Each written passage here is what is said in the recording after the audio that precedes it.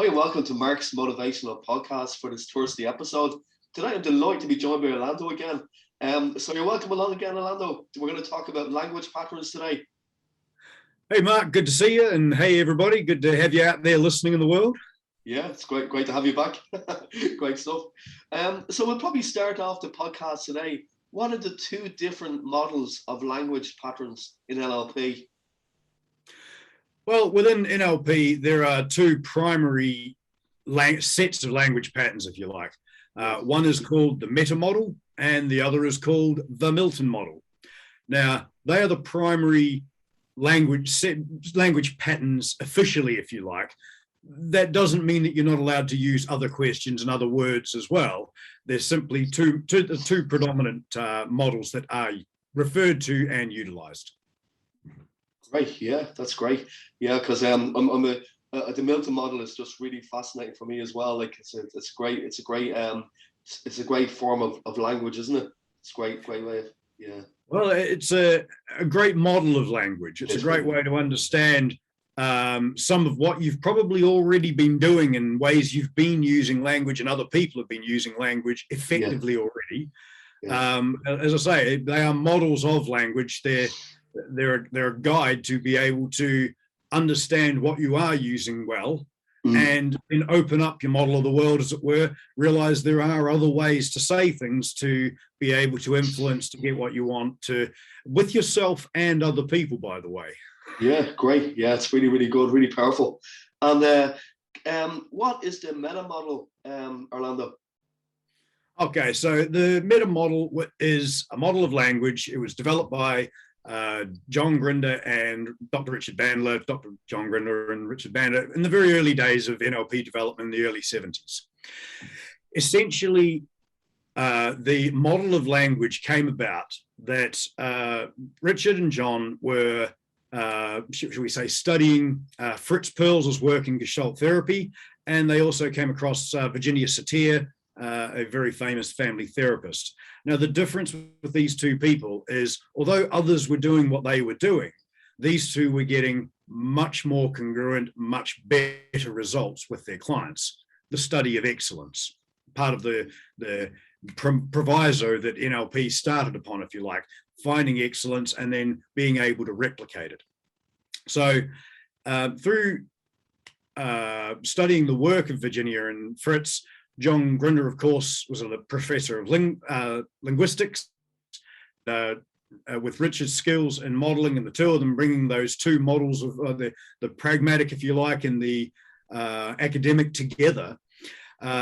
They took on the idea that Fritz and Virginia, and primarily Virginia, the meta model was, I'm told, was developed from, would use language in very specific ways with their clients. So they started studying and transcribing and modeling out how are they using this language, and then from the linguistics perspective, what patterns are in the language that they're using to get what results. And what they found was they were able to put these patterns of language, if you like, that they started recognizing into three categories. Yeah. So they had deletions, distortions, and generalizations. That is, different ways that we simply delete information out of our language, out from our experience. Because, of course, when we have an experience, it comes in through the five senses. We then store it somehow. That is, part of that storing process is we delete information to make it simplified. Yeah. We distort information to make it like what we understand. And then we generalize information, which is a really handy thing, of course, because when we walk into a room and you see a chair that you've never seen before, you don't stop and go, now, what is it? And what could I do with it?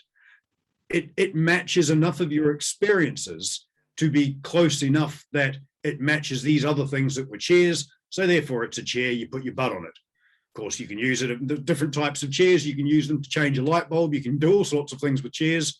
And there are different types of chairs, but for most adults, when they come across it, whether it's a dentist chair, a boardroom chair, or a sitting room chair, there's no great conversation going on with themselves as to what it might be. They look at it and they know what it is. Okay, the comparison to make. So we delete, we distort, and we generalize information as it comes in. And then when we explain our experience to other people, it's usually a very, very, very simplified explanation. And what I mean, I'll give you an example of that. If I said to you, Mark, how are you today? Yeah. Yeah, I'm good. I'm good. I'm really good. Thanks. Yeah. And how have you been since I saw you last? Yeah, I've been busy, but I've been mostly in good form. Okay, so over the roughly last 7 days, 24 hours a day, for that entire week, for every minute, you've been good and you've been busy. Yeah, yeah. Well, we've taken a whole week's worth of experience and narrowed it down to a very short sentence. Yeah, yeah. Now, the development of the meta model, part of its intention originally was they were studying therapists. Virginia Satir was a family therapist. Fritz Perls was a Gestalt therapist. And what they were looking for was an answer that a therapist would always have somewhere to go with a client at a structural level. So rather than diving into the content of what happened, listening to the person's language and then questioning the structure of their language to open up the experience or give a new perspective to the client, so the client could then learn something new from their own experience and possibly find resolution, or at least move towards a resolution, or what it is that they actually want as a desired result of going to the therapy in the first place. Now, that being the case, all of the meta model language patterns or distinctions, they come with the ability to, when you hear a client or yourself using one of them, there's a question or multiple questions that can be asked to open up what could be going on or what could be hidden from the experience by that really short sentence. So by asking questions in a very specific way, you can take I'm good, I've been good, and you can start getting a lot more information and more specific information. And it's as simple as asking a question directed towards the outcome that the client wants to achieve. So, for example, if I was going to ask you a question to get more information about your week, if you were a client that had come to see me because you weren't sleeping particularly well, I'd say, well, that's great that you've had a good week. And are you sleeping all the way through the night and getting enough sleep? So I'm getting more specific to that one area that I want to frame and work around. And of course, then you have to go inside your brain and go, okay, what was I doing in the evenings? Did I sleep well? And we're very quickly honing in on the area that's of most interest to get the result that you actually want to get. So the meta model, it formed the basis of NLP. Richard Bandler is often quoted for stating that once the meta model he was actually asked what was the most important part of NLP, and he said it was the meta model. Because once they had the meta model, they had a very specific way of eliciting information, of questioning people to find out how they were doing what they were doing excellently with more precision, so they could then develop more of what is now known as NLP, other different areas and different techniques, different skills, meta programs, other language patterns, a plethora of the other skills derived from that meta model, enabling them to better model the way that people were doing things excellently, and thereby ideally making it available to more people. Yeah, that's a great explanation, Orlando. Thanks very much, because the questions are so powerful, aren't they? That are used in the meta model. They're really, really good. Well, it's a model of language that was very precisely created. And look, in my own experience, working with clients, working with myself, look, the power that is held in asking a question that's very precise and moves towards the result, resolution, solution, whatever it might be, whether that's in personal therapy or in business or working with children or in any area of your life, being able to direct towards the resolution or solution a lot more efficiently, well, quite frankly, efficient. Yeah, great. No, that's great. Thanks, Miranda, for that. That's brilliant. And the Milton model, what is the Milton model? Well, the Milton model is the second language model that John and Richard built. And it came from an introduction or a suggestion by a gentleman by the name of Gregory Bateson, who was at the University, I think, of Santa Cruz. No, it wasn't Santa Cruz. He was in one of the American universities where John and Richard were, or nearby. And he was actually a visiting professor from Cambridge in the UK. And when he became aware of the work that Richard and John were doing, he suggested to them they should go to Phoenix, Arizona, and meet a man by the name of Milton Erickson, MD, medical doctor, psychotherapist, and hypnotist. And again, Gregory's reason for suggesting Milton was renowned for getting results above and beyond what others in the field were able to get. We're back. Yeah. Richard and John went down to Phoenix, Arizona. They met Milton Erickson, and very quickly they realized that he was exceptionally good in his field of hypnosis, something that Richard and John had already taken an interest in, and they realized that they were in the room with someone that was demonstrating excellence in that field. So they began to literally use the meta model and use the other skills that they had developed as modeling techniques to begin to model what Milton was capable of doing. And part of that procedure was literally sitting there, understanding how Milton was doing what he was doing, and then going away working with transcripts and practicing what they had seen, what they had heard, and what they had felt from Milton, until they were able to replicate results and derive from it a model of how he was using it.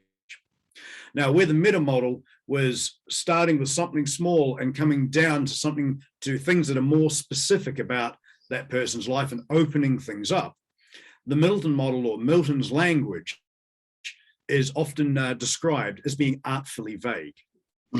So speaking to people in such a way that he sounds like he's being very directive and very specific to what he's talking about, but different people would be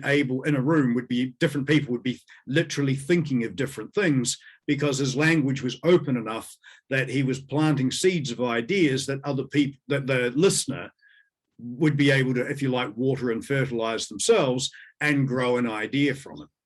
So Milton was a brilliant hypnotist. They modeled Milton Erickson, and they came out with the Milton model of language, the indirect elicitation patterns, presuppositions. They put them into categories again, and then were very specific with individual types of language, patterns of language. And again, the process of this, the purpose of it, was once that model of language was available to be learned, anybody could learn it, practice the individual elements, and incorporate it into their own behaviors to gain better results with their clients or with themselves. And of course, it comes along with the magic word hypnosis, which is a great draw card for many, many people. A lot of people studying NLP, they encounter the meta model, they find it very useful, and then they find the Milton model. And it's like, I get to play with language and hypnotize. And there's a lot of draw card in that. And personally, I agree, it's a lot of fun. The ability to communicate clearly with other people grows exponentially with understanding of both of these models of language. The meta model, Milton model, is often referred to the inverse meta model, because Milton would use language the opposite way. He wasn't trying to get to it's good. He was working with the client so they would build an experience in their mind and create change from the inside out, as it were. And it was stunningly effective. Still is. Yeah, that sounds great. That's brilliant. Yeah, because I've looked out for Milton before. I've got some great heard some great stories about Milton Erickson's work. So thanks a lot for sharing that with me, Orlando, and with the guests. Yeah. Well, and something I'd just like to slide in there as well is the Milton model is not a specific model of everything that Milton ever did all of the time. No. Richard and John, literally, they modeled Milton Erickson, and what they wanted was a model of what, if replicated, would be most effective. Now, that's not downplaying the other patterns of language and other things that Milton did. He simply wanted to create a clear model, which would not include everything in the universe, but a clear model that could be replicated. And so a lot of people, listening to this, if they've read about or studied Milton Erickson and his work, his metaphorical work, other language patterns that do not appear in the Milton model, the NLP Milton model, yes, they do exist. And John and Richard never discredited any of it. Yeah. But it was not the purpose of what they were building as a model. It was, it's like everything, every model is limited. Yeah. However, their criteria was what is most useful. Yeah, because it's so interesting the way it came about, like by the meeting Milton Erickson. So that's great. That's really good. And do you have a favorite yourself? Like, would you prefer the Milton or the Milton or the meta model? Which is your favorite? I love playing with the. If I had to pick a favorite from a play perspective, it would be the Milton model. Yeah. I love hypnosis. I love older states of consciousness. I love what human beings, myself included, can do very quickly whilst listening to the sound of our own voice in a very specific way or someone else's. I love the magic that's involved there. However, that dovetails back to the meta model because, again, to quote Richard, changing someone's state of consciousness is the easy part. Knowing what to do when they get there, that's where the skill and elegance comes in. Now, knowing what to do purely comes from the meta model. Building a well-formed outcome with a client or a well-formed direction, eliciting what you actually need to know, no more or no less, but getting what you need to know from the client so that you can guide them using your Milton language, if you like, you can guide them towards the solution that they want. And without eliciting that clearly from a client, without having a clear understanding of what the client wants within their belief system, their values, their life, their family, their business, their entire life as in a holistic fashion, if you like, it's very hit and miss. Many people that I've spoken to say, well, this hypnosis thing, does it really work? I went to a hypnotist once and da-di-da-di-da, and they went along and they paid a certain amount of money and they got a one hit wonder session, whip, job done. And they were told that, this is the way it's done and this is how it works. And if the client comes back and says, well, it worked for a week, but now it doesn't, then the hypnotist would often say to them, well, this is what works and I don't know what you're doing it wrong. Well, it's a nice, easy way out for the hypnotherapist or the hypnotist. But the reality is, and this is one of the things I love about NLP, NLP is the study of the structure of subjective experience. Okay, the study of excellence, but it's subjective experience. Because we are all the same on this planet in the sense that we all have a similar neurology. There's a lot of similarity, not sameness. Yeah. But we're all as different as the prints on each finger. Human beings are different. We're not all cookie cutter, out of the box. Have your 36 minutes of hypnosis, and if you haven't changed, it's your fault. That's not how it works. Human beings are a little more complex than that, which I think is kind of cool because I like things that are different. Yeah. So which one do I love the most? I enjoy playing with the Milton model purely from an enjoyment perspective. When I'm working with clients, when I'm working with a group, I'll be dovetailing between the both, because the one I enjoy the most in that moment is the one that's most useful to me. If I need information, I'm using the meta model. And when I'm replying about that, I'll often use the Milton model to assist the guidance process, if you like. A little bit of hypnosis helps the medicine go down, as it were. It's really, they're both brilliant. And there's a lot either side of them as well. There's always something else to learn, especially when we're dealing with people, which really tickles my interest button. Yeah, so they're both very useful. They're both really useful. Oh, yeah. Great, Orlando. Yeah, so that's great. Can you give us an example of one of the meta model patterns and how it can be useful, Orlando? Okay. Well, the one I usually, if people ask me about meta model, the one that my go-to is usually nominalizations. Okay, so what is a nominalization? It's a pattern of language within the meta model, and what a nominalization is when in a sentence a verb has been transformed into a noun. Now, what I mean by that is when if somebody walks in and says to me, I have anxiety. Yeah. My first thought is how. And the reason it's how as opposed to what or why or how, what's going on is anything. A nominalization is anything that we refer to as a thing, but for example, you couldn't put it in a wheelbarrow. Yeah. So if your wheelbarrow was big enough, you could put a house in a wheelbarrow. You could put a coffee cup in a wheelbarrow. You could put the laptop in a wheelbarrow. But anxiety doesn't, you can't put it in a wheelbarrow. Depression, hypnosis, these are not things true and proper. They are processes that we label as a thing. We freeze in time what's happening, and we give a description as a label using that verb as a noun for something that is happening in one moment, but it's not actually happening. Yeah. Okay. So when a person says, I have anxiety, my brain says, how, as in, I wonder how the client is doing that. My question I usually ask people is, where? Great. Yeah. Now, the reason we're in the meta model, we're in the land of the meta model here. So when I hear that nominalization, it's not always my first question, but just for the purpose of this example, the client says, I have anxiety. If I ask them where, that's a lot more useful than of what. Mm. I have anxiety of what? Oh, well, a list of things, and off they go. And every one of them that they mention, they're having to think that thought to have that piece of information, which is guiding their neurology into that state.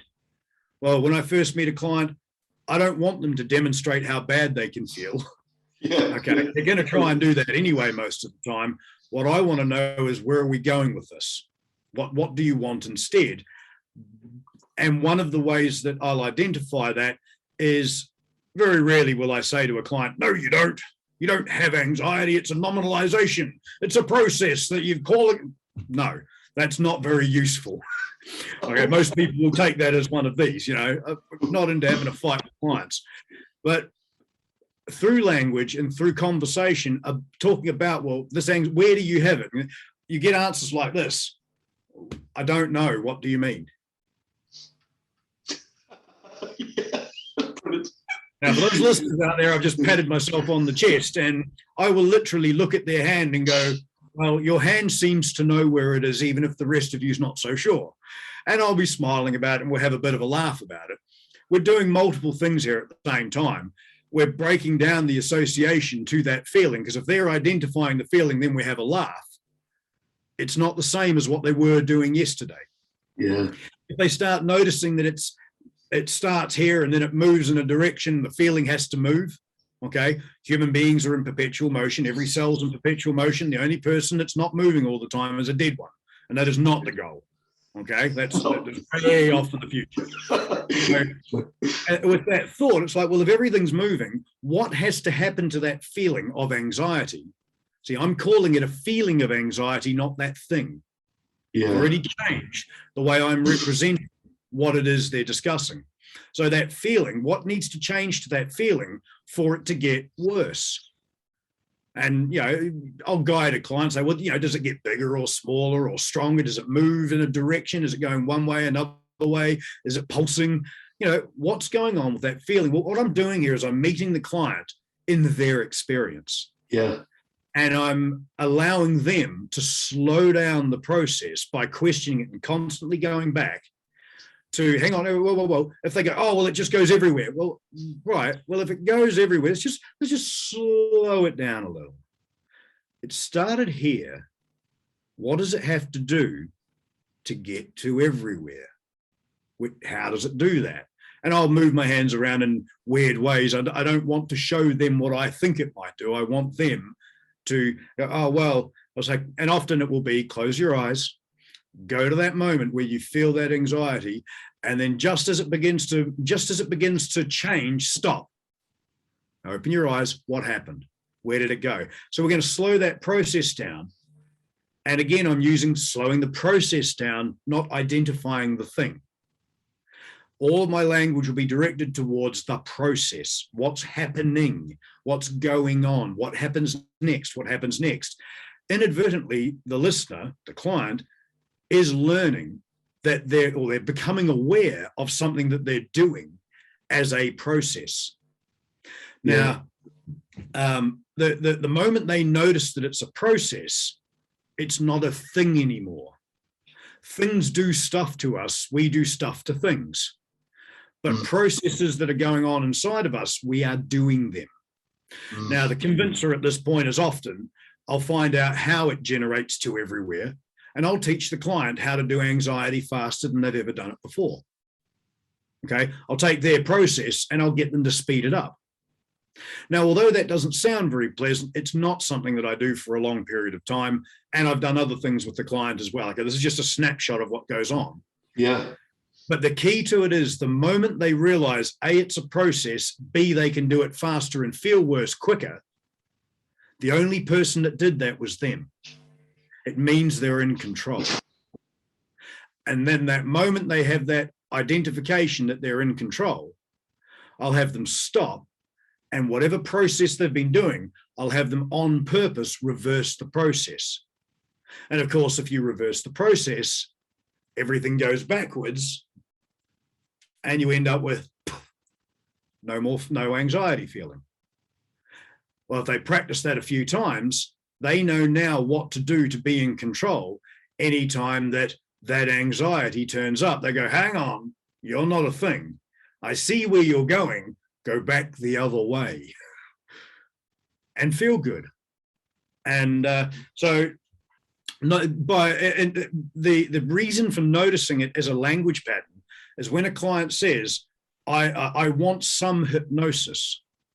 Dave Dobson, who was a wonderful hypnotherapist, I never got to meet him. He was a hypnotist over in the States, phenomenal character. I've only met him in books and DVDs, but Dave Dobson was renowned for his sense of humor. And when he got a lot of referrals from doctors and dentists, and when clients would come in, they'd say, Dr. Bob told me to come and get some hypnosis. And he'd look thoughtfully at them and say, how many milligrams am I supposed to give you? How would you like it administered specifically? Would you like it orally or the other way? And instantly it would break the ice, as it were.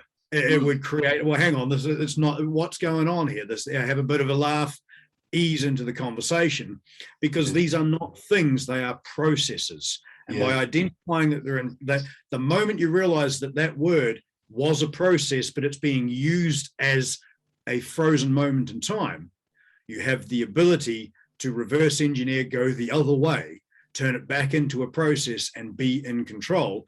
It's simply a tool for making changes.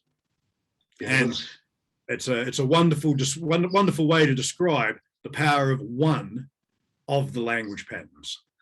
Yeah, that's great, Orlando. That's great, because I remember the last time we were on the talking to each other, you were talking about the Roadrunner experience as well for people with anxiety. Do you want to explain that for the listeners, please?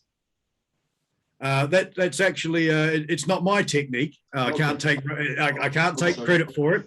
My partner Amanda Newman, who's a very accomplished hypnotist and NLP master practitioner, she had a client recently who was suffering with anxiety to the point of panic attack. But after the panic attack, she said to Amanda, something really strange happens. I feel a wonderful euphoria all through my body. I feel alive. Yeah. So even though the panic attack was a bad thing in her mind, it was the gateway to this wonderful feeling. And Amanda said to her, well, what happens if you get rid of the panic attacks? She goes, well, I'll never have that feeling again. Well, that's a pretty definite belief. So what they did is, long story short, Amanda had her imagine, the client chose the Roadrunner as a cartoon. Yeah. The moment that the feeling, the very first indicator of a feeling that could possibly lead to a panic attack, the moment she began to have that feeling, they built that as a trigger for imagining Roadrunner going beep, beep, pew, Great, yeah. and arriving at euphoria. So at the moment, and that moment, and of course there was some practice involved, this wasn't a 2-minute exercise, but what happened was that client reported back, every time I've been in a situation that would have in the past triggered me, when that first thing happens, I see Roadrunner and feel amazing. This is a great way to live. Yeah. Well, again, it's an absolutely wonderful result. And it requires, when you think about the words, I have panic attacks. Well, think about that literally. There's a thing called panic that attacks you. Or is there? There's a process that happens so quickly and so violently, it becomes described as a panic attack. That's very different to looking at something that you have no control over.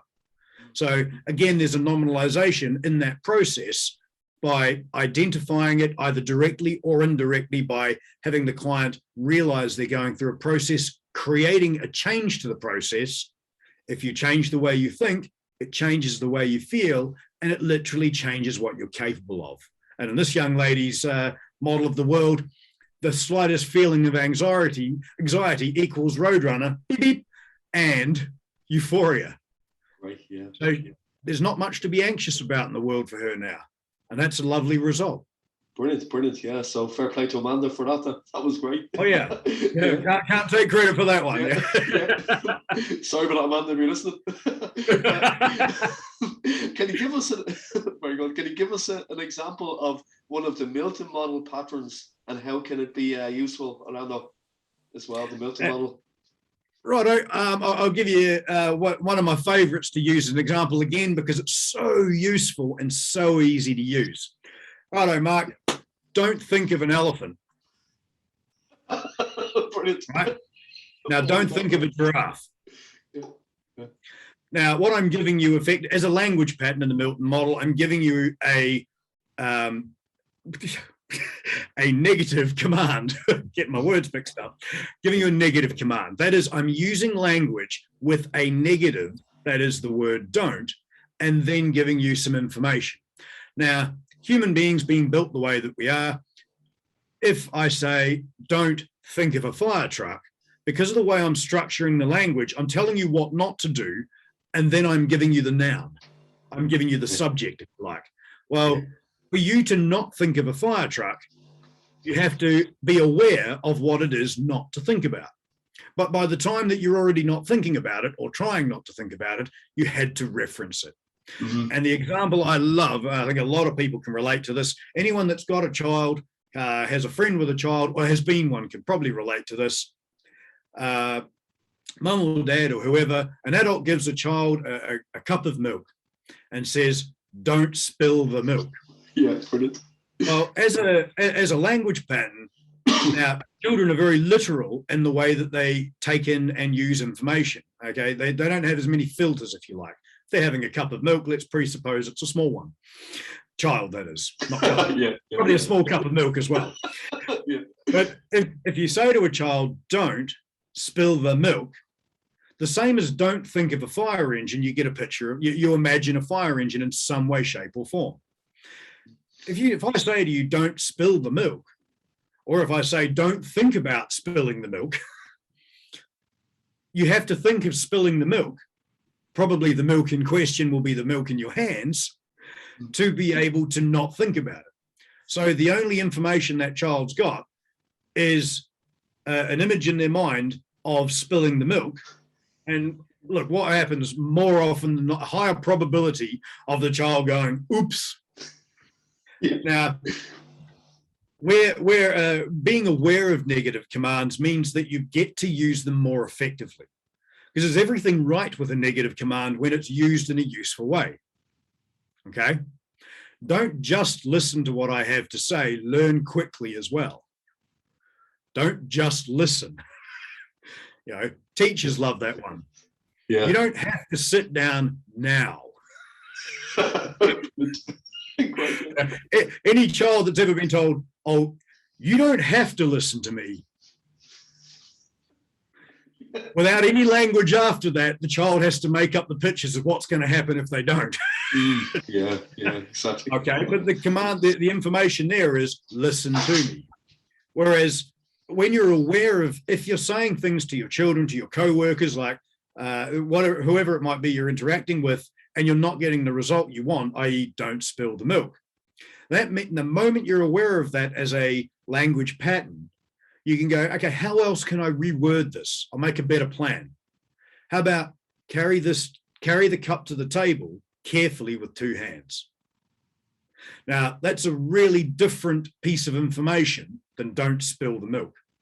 So simply by being aware of what negative commands are, you begin to be able to modify your language to get more of what you want, to the positive or the negative, whatever works for you.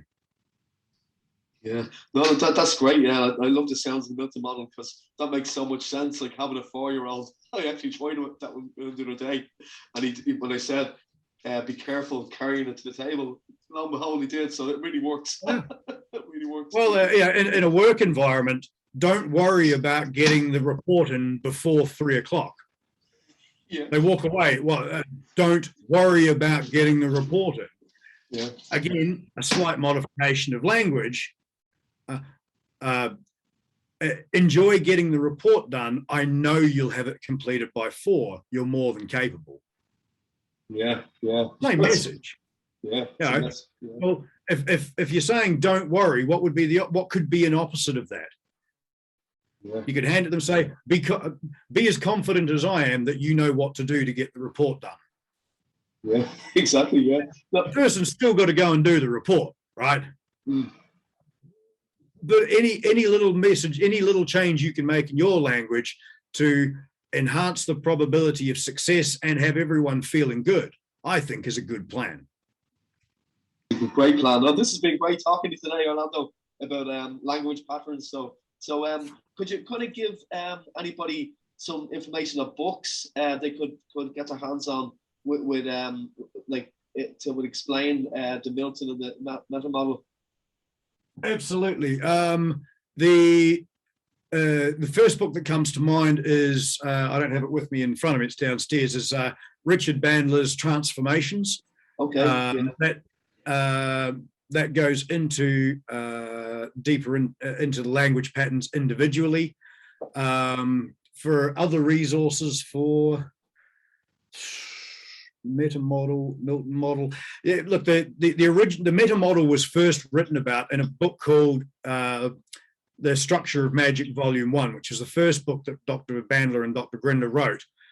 It's not the one that I would suggest that you go and get. Okay, the reason I want to mention it is a lot of people talk about it like it's the Holy Grail. Yeah. It was written almost 50 years ago.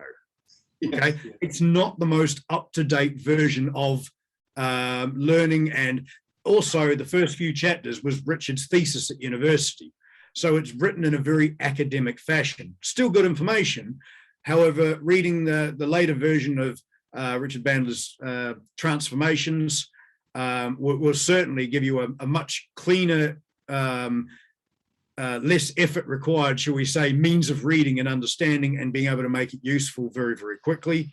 Or as always, Mark, people can come along to the Open NLP Hypnosis meetup Thursday evening and ask a question, or my details are floating around. People are welcome to get in touch with me, and I've got 400 odd books downstairs. I'm sure I could give a few titles to help.